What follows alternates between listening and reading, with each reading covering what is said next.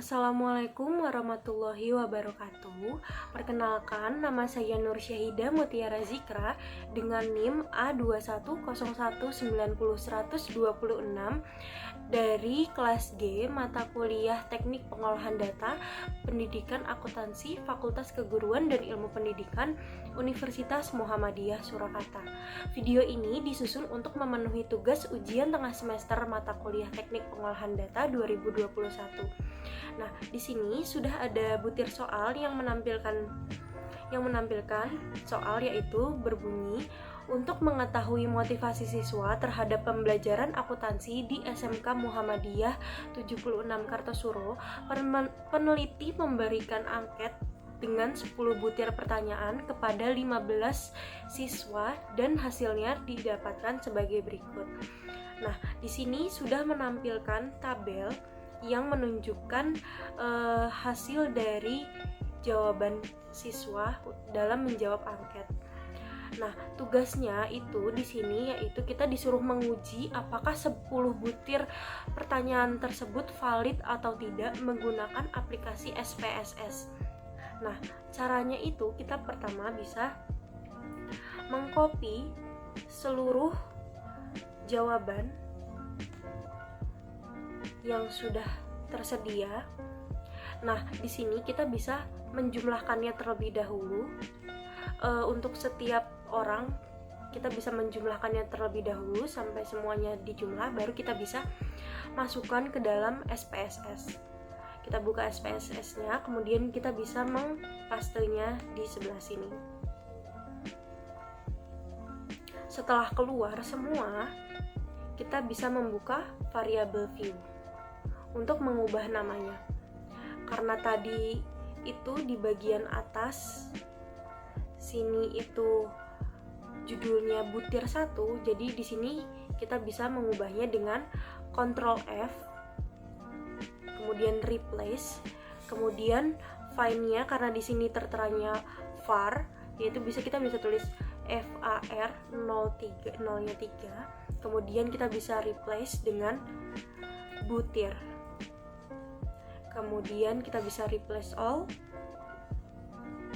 Nah, di sini sudah berubah menjadi butir 1, 2, 3 dan sekian. Kita bisa close. Nah, untuk butir 11 ini itu adalah total dari seluruhnya. Jadi di sini kita bisa ganti aja menjadi total. Kemudian kita bisa buka kembali SPSS-nya, kita perbesar, kita ke data view lagi. Nah, di sini kita sudah bisa melihat di sini sudah berubah butir 1, butir 2, 3, 4, 5, 6 dan sekian. Nah, di sini untuk menguji apakah itu valid atau tidak, caranya itu pertama kita buka analyze, kemudian correlate, kemudian bivariate ini. Kita pencet, kita tunggu, terus kemudian akan keluar seperti ini. Nah, butir-butir yang ada di sini 1 sampai 10 dan juga total kita bisa pindahkan ke bagian variabel seperti ini.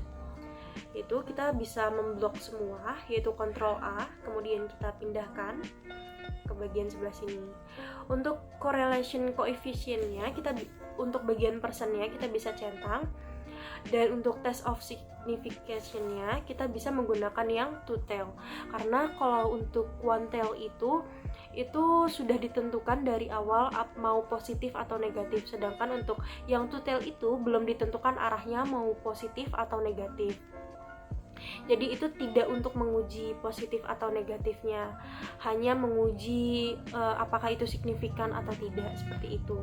Kemudian to tail, terus ini dicentang saja, kemudian kita pencet OK.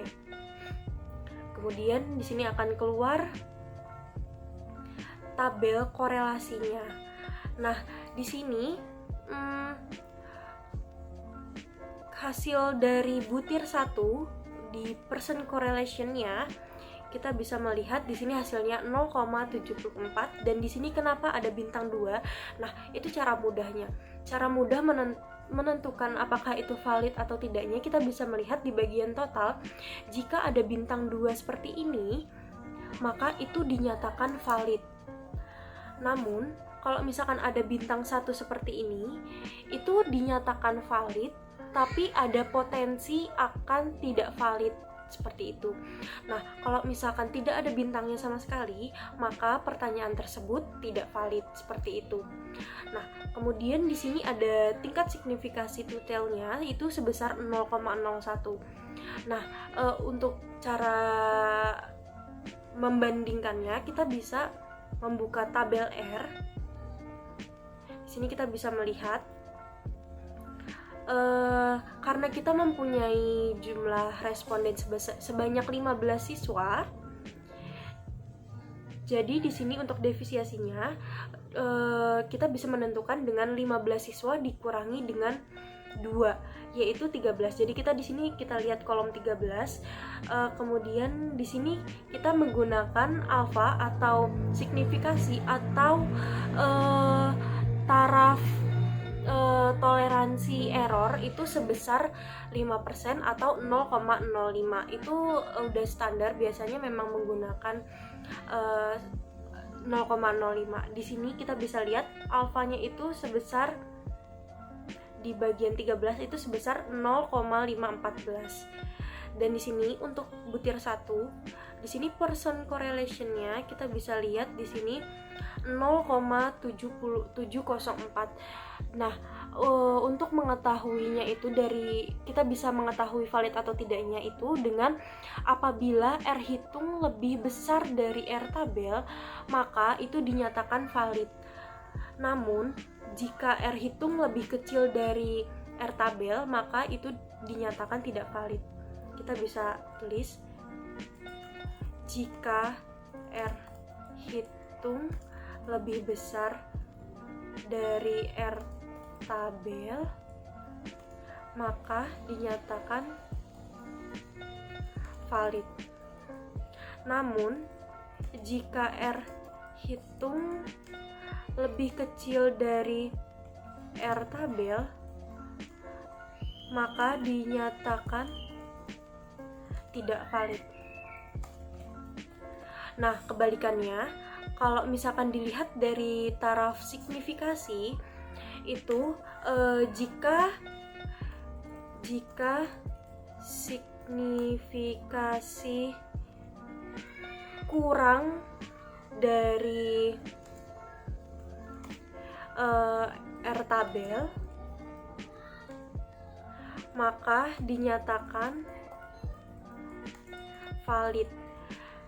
Nah, kebalikannya, jika signifikasi lebih dari R tabel, maka nyatakan tidak valid. Seperti itu. Nah, kita bisa melihat di sini,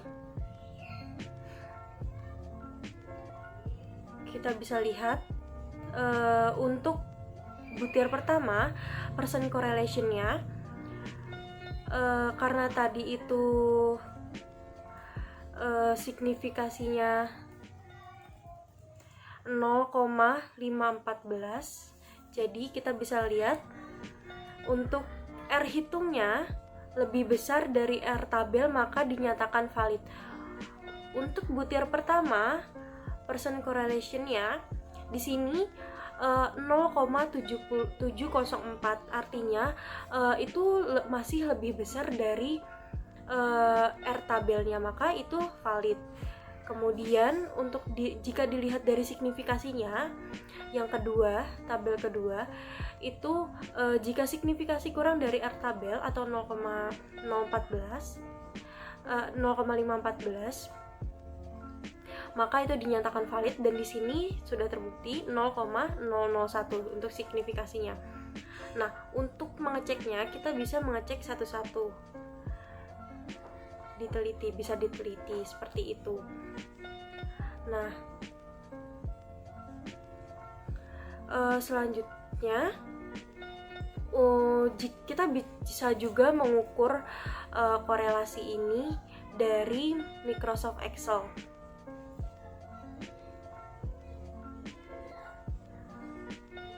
Di sini kita bisa membuat tabel korelasi.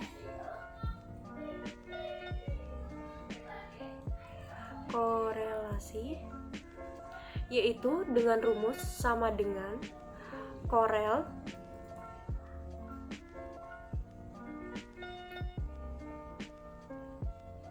kita bisa mengcopy ini, kemudian kita koma, lalu di blok bagian total kita bisa enter, kemudian didapatkan hasil seperti ini. Begitu pula yang lainnya.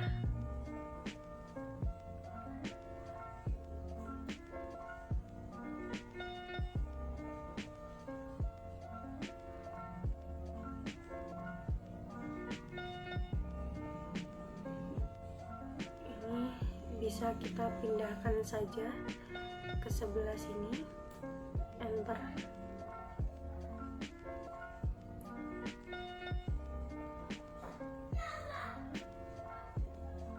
Nanti hasil yang didapatkan akan sama seperti yang dilakukan di SPSF. Namun kalau untuk di Excel sendiri ini nanti kita bisa secara otomatis mengetahui, bisa secara cepat mengetahui valid atau tidaknya dari Excel menggunakan rumus yang ada di Excel.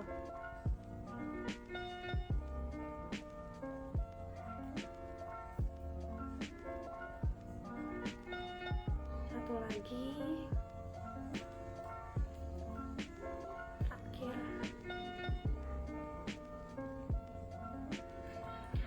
Nah,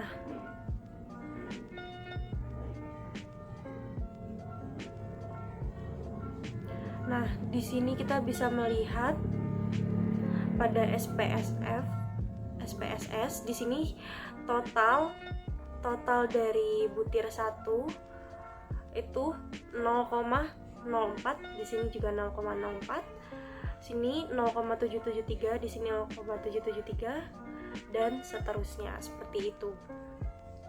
Nah, kalau untuk di Excel valid atau tidak valid, sini kita bisa menggunakan rumus sama dengan if. Jika kita bisa mencet yang di sini, jika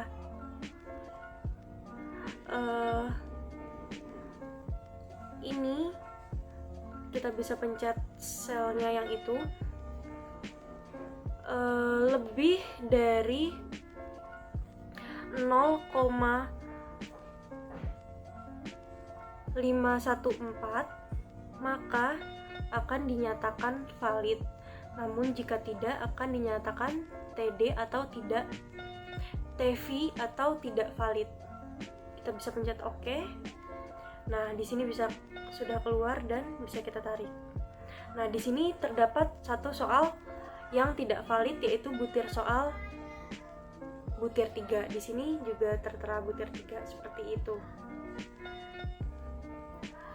Nah, bagaimana kalau misalkan satu butir soal itu tidak masalah, kita bisa menghilangkannya saja. Namun misalkan ada banyak butir soal yang tidak valid, baru kita harus mengganti butir soal yang tidak valid dengan soal-soal yang baru.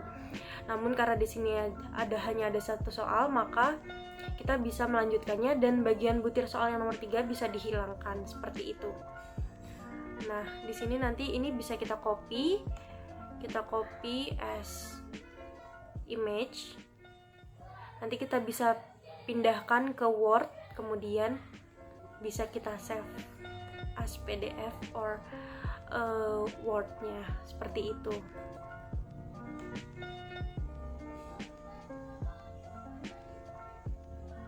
Nah, sekian penjelasan dari saya. Kurang lebihnya mohon maaf. Wassalamualaikum warahmatullahi wabarakatuh.